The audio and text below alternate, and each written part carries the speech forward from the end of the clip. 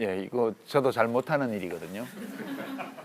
되게 이제 남들하고 설득까지는 몰라도 남들과 대화를 잘 이어나가려면 꼭 마음에서 나오는 말은 아니지만 상대방의 마음을 좋게 하기 위해서 하는 말 있죠. 그러니까 그거를 뭐 가식적인 말이라고 하죠. 일단 가식적인 말을 진심으로 하는 거는 필요한 것 같아요. 이게 좀 약간 형용모순 같은데 가식적인 말을 진심으로 해야 돼요. 진심으로 하면 그게 가식이 아니라 진짜로 들려요. 하는 사람이 진심으로 말을 하면요. 저도 사실 뭐 저는 꼴보기 싫은 사람 안 만나거든요. 아니 짧은 인생 보고 싶은 사람만 만나도 시간이 부족한데 왜 보기 싫은 사람은 왜 만나냐 이 주의예요. 그런데 어쩔 수 없이 만나야 되는 경우가 있죠. 좋아하지 않아도. 예컨대 제가 예전에 이런 거 할 때 이제 이거는 저는 나쁜 거 아니라고 생각해요. 그러니까 아예 안 봐도 되면 굳이 그럴 필요가 없는데 이렇게 살아가다 보면 그 사람과 꼭 관계를 맺어야만 되는 경우들이 생기죠. 그리고 관계를 나쁘게 맺는 것보다는 좋게 맺는 것이 그를 위해서도 나를 위해서도 또 일을 위해서도 좋다. 이런 경우가 많이 있죠. 그럴 경우에 정말 진심으로 생각해야 돼요. 그러니까 목적은 가식적인 거죠. 근데 가식적인 건데 어차피 해야 될 거라면 진심으로 할 때 효과가 나는 거예요. 그거 실제 진심으로 하다 보면 진짜 그런 것 같아져요. 그래서 궁금해서 그분 유튜브 방송하는데 가끔 들어가 보거든요. 근데 좀 아닌 것 같아요. 그냥 다른 목적 없이 많은 시간을 스트레스 받지 않고 보낼 수 있는 관계가 친구잖아요. 친구냐 아니냐는 다른 어떤 목적도 없이 그 사람을 만나서 상당 제법 긴 시간을 스트레스 받지 않고 더 바람직하다 하면 즐거운 느낌으로 시간을 보낼 수 있으면 친구예요. 근데 약간 스트레스 받을 것 같은 느낌이 자꾸 드니까 친구 되기는 어려운 거죠. 이거 대답하기가 되게 쉽지 않은 질문인데요. 왜냐하면 사람이 다 다르거든요. 이제 저 같은 경우는 그냥 닥치는 대로 아무렇게나 살았다고 스스로 생각하는데 제 생각이 그런 거지 객관적으로 그런 방식으로 살 수 있다고 말하기는 어려운 것 같아요. 저는 우선 고등학교 때 공부를 잘해가지고요. 이제 우리나라에서 제일 좋다는 대학을 나왔잖아요. 물론 중간에서 학교에서 뭐 2번이나 쫓겨나고 뭐 14년 걸려 겨우 졸업하고 뭐 이렇게 하고 결국 무슨 박사가 된 것도 아니고 이제 독일 유학 가서 석사만 하고 돌아왔고 여기서 제도권 안에서 인정받는 사람은 아니에요. 근데 그렇다 하더라도 제가 생각해 보면 저는 남자죠. 경상도 출신이죠. 서울대학교를 나왔죠. 전공이 경제학이죠. 거기다 국회의원도 2번 했죠. 장관도 지냈죠. 그러니까 되게 센 놈이에요. 세속적 기준으로 보면 되게 일찍 출세해가지고 잘 나가는 놈이에요. 사람들이 막 무시하거나 그러지 않았고요.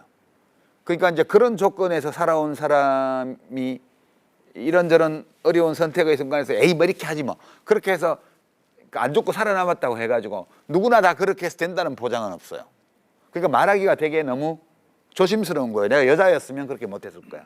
내가 고향이 경상도가 아니었으면 다르게 했을지 몰라.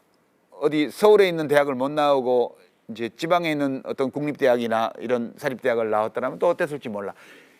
주어진 조건이 있는데요. 그 사회적 관계 속에서 상당 부분 그게 일종의 무릎 보호대나 헬멧 역할을 해줘요.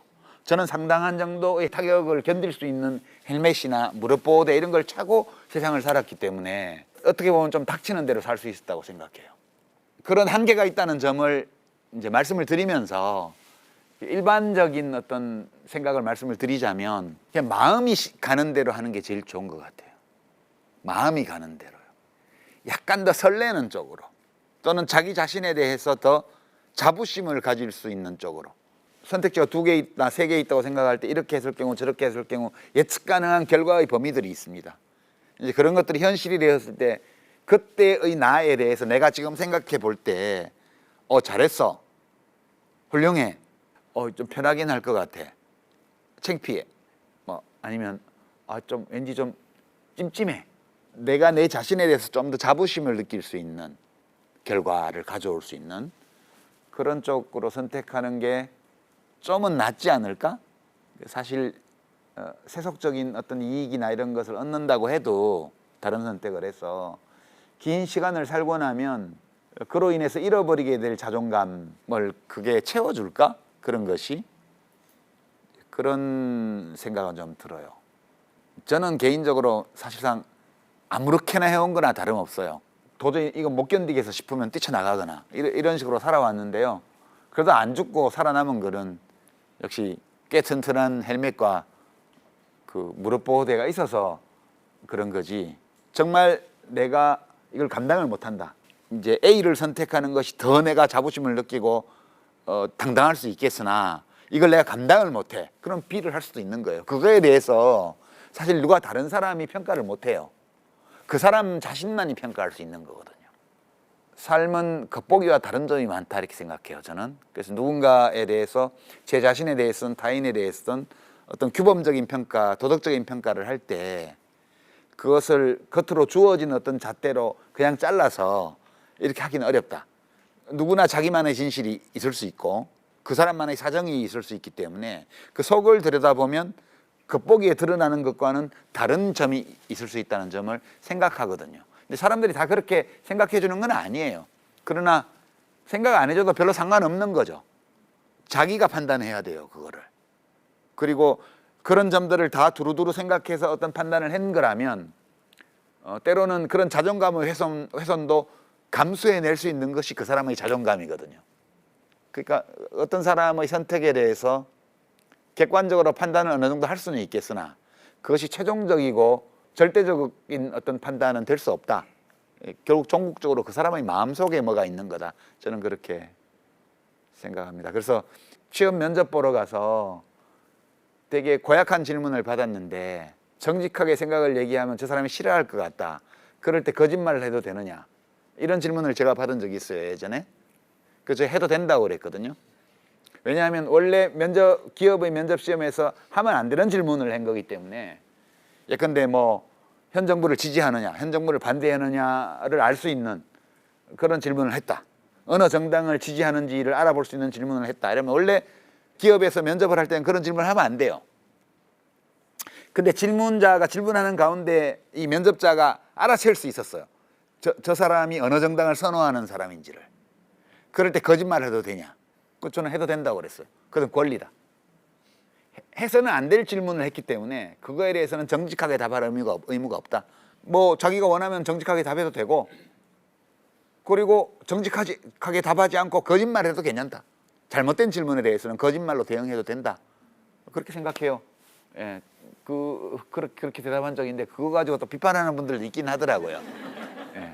근데 뭐 나 취직 안 해도 돼. 우리 아버지 안 되면 우리 아버지 식당 물려받아서 할 거야. 이런 사람은 그냥 정직하게 말해버려도 돼요. 근데 지금 우리 아버지 편찮으시고 엄마도 지금 직장이 위태로운데 밑에 동생들은 있고 나 무슨 일이 있어도 취직해야 돼. 그러면 거짓말 해야 돼요. 저 같으면 거짓말 할 것 같아요. 그렇게 취직해놓고 선거 때는 딴당 찍으면 되지. 예. 그런 거기 때문에 그거를 일률적으로 어떤 선택의 기로에서 무엇을 기준으로 반드시 해야 된다. 이거는 사회적 관계를 맺고 살아가는 위계와 서열이 있고 불평등이 존재하는 이 상황 속에서는 그렇게 딱 정해놓을 수 없을 것 같다. 그런 생각합니다. 사는 게 우선이죠. 예, 최근에 제 삶에서는 그냥 책 읽고 글 쓰는 그 시간이 제일 좋은 것 같아요. 그러니까 그전에는 다른 일에 시간을 많이 썼는데 제가 살기는 서울에 살고 작업실은 파주에 있어서 이동하는데 시간도 꽤 많이 걸렸고 그리고 이제 파주 출판단지 가면 거기 사람이 많은 데기 때문에 이런저런 인간관계도 많이 생기고 그 예전에 또 정치를 할 때 맺었던 인간관계들이 또 뒤를 끌고 있어서 그런 것 때문에 이제 생기는 모임들도 있고 뭐 그랬습니다. 근데 제가 한 2년쯤 전에 파주 작업실을 정리를 하고 집으로 이제 들어와서 집 아주 가까운 곳에 걸어서 갈 수 있는 곳에 조그마한 방을 하나 마련해 놓고 되게 아침에 출근하고 저녁에 퇴근하는 식으로 거의 사는데 되게 조용하고 적막한 생활이에요, 지금. 요즘은 이제 방송도 거의 안 나가고 오늘 같은 이런 행사도 어쩌다가 이제 있고 대부분의 시간을 혼자 지내거든요. 네, 근데 그러니까 요즘처럼 이렇게 다른 일 없이 책 읽고 그리고 메모하고 뭐 글 쓸 준비하고 이런 시간들이 너무 귀한 거예요, 저한테는. 그렇게 해서 뭘 한다는 의미가 있는 게 아니고 그 자체가 되게 좋아요. 제 조그만 방의 분위기, 밖에서 들리는 소음, 점심 먹으러 그 근처의 식당들에 다니면서 밥 먹는 시간, 다시 돌아와서 또 뭐 이제 책 읽고 요런 시간으로 이렇게 낮 시간이 이어지는 그게 되게 이제 언제까지 지속될지는 모르겠는데 그게 되게 좋고요. 이제 두 번째는 제 아내하고 둘이서 유럽 도시기행 쓰기 위해서 유럽을 종종 다니는데 이 책을 기획하기를 정말 잘했다. 이 책 아니었으면 내가 여기까지 왔을까 그런 순간들이 많거든요. 그래서 제가 10월 말에도 곧 또 나가게 되는데 이제 한번 나가면 한 3주 정도 이렇게 돌아다니다 오니까 매번 새로운 도시를 가는 거니까 낯선 도시에 가려면 이제 사전 조사도 해야 되고 뭐 동선도 짜야 되고 가서 또 실제로 보기도 해야 되고 가보면 또 여기서 살펴보고 간거하고 또 다른 점도 많고 이제 그렇기 때문에 그게 되게 1년에 한 제가 두세 번 정도 이렇게 나가는데 그 시간들이 되게 좋고요. 앞으로 그래도 한 5, 6년 정도는 더 다닐 정도의 체력이 되지 않을까? 이제 그렇게 생각해서 이것도 항구적으로 할 수 있는 건 아니죠. 길어도 한 10년 정도 더 지나면 좀 힘들지 않겠어요? 아무래도 이제 길게 다니는 거는. 그때는 어디 편안하게 해주는 여행사에 이렇게 해서 가야 되나? 그런 생각하면서 이렇게 룩상 메고 이렇게 막 하루에 10km 이상씩 걸어 다니면서 사진 찍고 이렇게 할 수 있는 시간이 얼마 안 남았거든요. 그래서 이제 그 체력을 유지하기 위해서 걷고 운동하고 이런 시간들도 있고요. 작가답죠? 네, 제가 작가, 글 쓰는 사람에게 어울리는 하루하루를 살고 있어서 그거 말고는 그 과정 자체를 즐기고 있죠. 예. 거기서 뭐 특별히 의미 있는 결과가 나오지는 않을 거예요. 제가 쓴 책은 뭐 제가 죽고 나면 또 금방 다 잊혀질 책들이고 이렇게 오래오래 남을 책들이 별로 없어요. 저는 다만 동시대를 살아가는 사람들하고 뭔가를 나눌 수 있으면 그걸로 충분한 의미가 있다 이렇게 생각을 하는 거니까 별 불만은 없습니다. 예. 되게 팔자 좋죠. 예. 저는 운이 되게 좋은 사람인 것 같아요.